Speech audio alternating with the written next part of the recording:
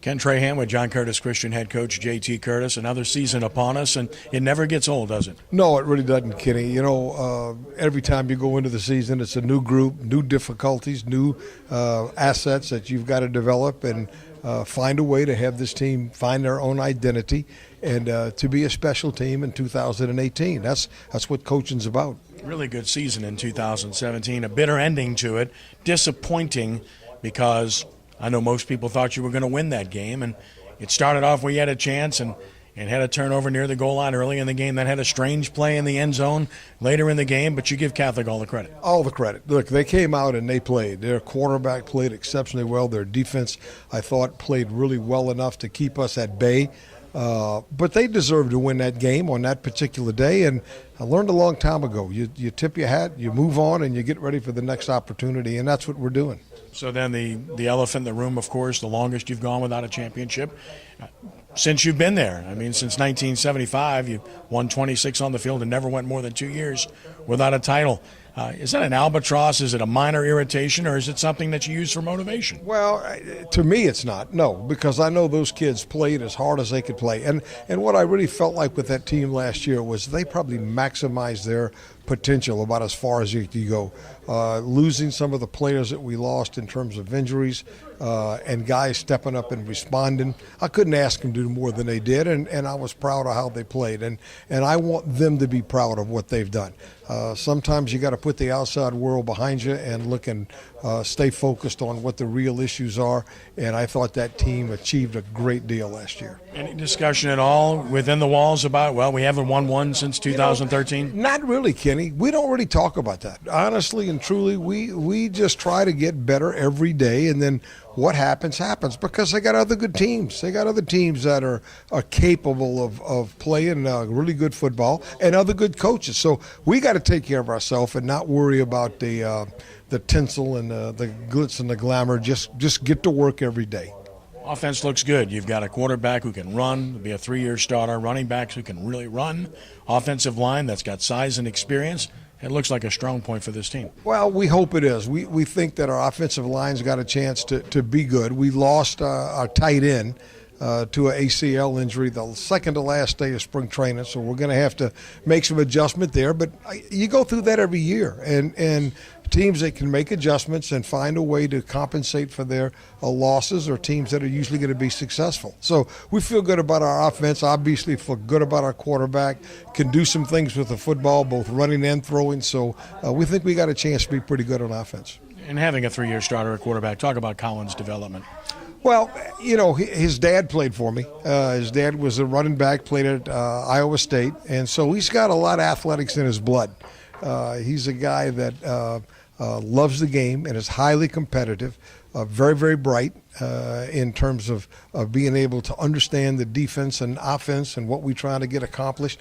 Like highly competitive guys, sometimes he'll get ahead of himself a little bit, but that's what coaching's about, to get him to play within himself, and when he does, he's a force. Yeah, and the speed you have in the backfield. You have kids that can really run. We do. We don't have as much size, but we do have speed. And, you know, you'd like to have a combination of both, but an old friend of mine, Pete Jenkins, used to say, big and fast don't go together. Usually it's little and fast and bigger and slower. But we will have good speed in the backfield, and they'll have to defend the whole field against us this year. Defensive line should be good. Your secondary should be good. Yeah, we do. The linebackers are a place that we're going to have to continue to improve, but we think we got some guys there that have had a good spring and had a good summer.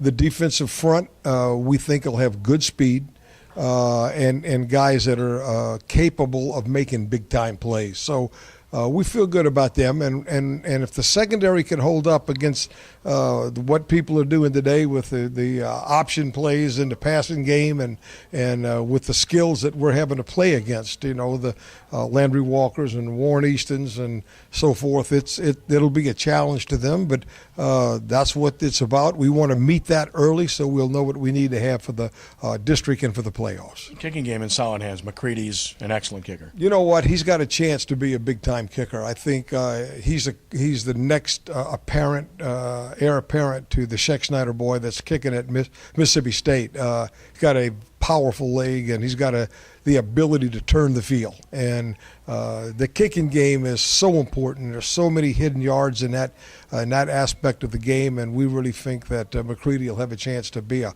real weapon for us. You mentioned the schedule. It's always difficult. Parkview Baptist, Landry Walker, Warren Easton.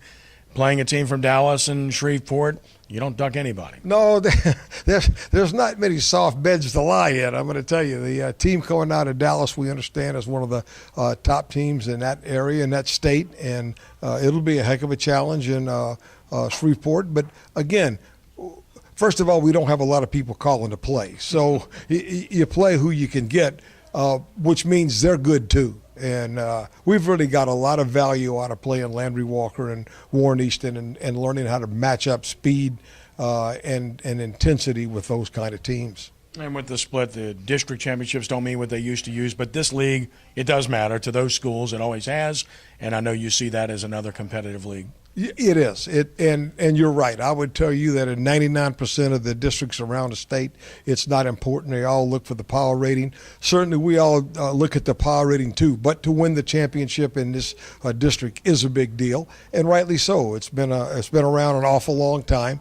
There's been a lot of great players come through it, a lot of great teams, and to be in that number is really an honor and a privilege. Yeah, you've won it 2 straight years, going unscathed. Can you do it again? Oh, thank you, Kenny. We're going to go out and play hard. And I know this, that I think every game that we line up in, we'll have a chance to win. But by the same token, so do they, because those coaches do a great job in their preparation. They have good players, and that's what makes it so exciting. Last but not least, can this be the year that the drought ends? And what is it going to take for it to end for you to win a state championship this year? You know, I think a couple of things have to happen. First of all, you've got to stay free of injury. I mean, the hardest thing is to have to play without your team. That's difficult. And then I think we've got to be able to contain the explosive offenses that we're going to face. You're going to give up plays, but if defensively you can keep it contained and make them earn the ball down the field, that goes a long way. And then you hit the nail on the head with McCready. I think he's going to be a major factor in how we're able to make teams drive the length of the field and give your defense a chance to play. Best of luck to you. Hey, thank you. I appreciate it.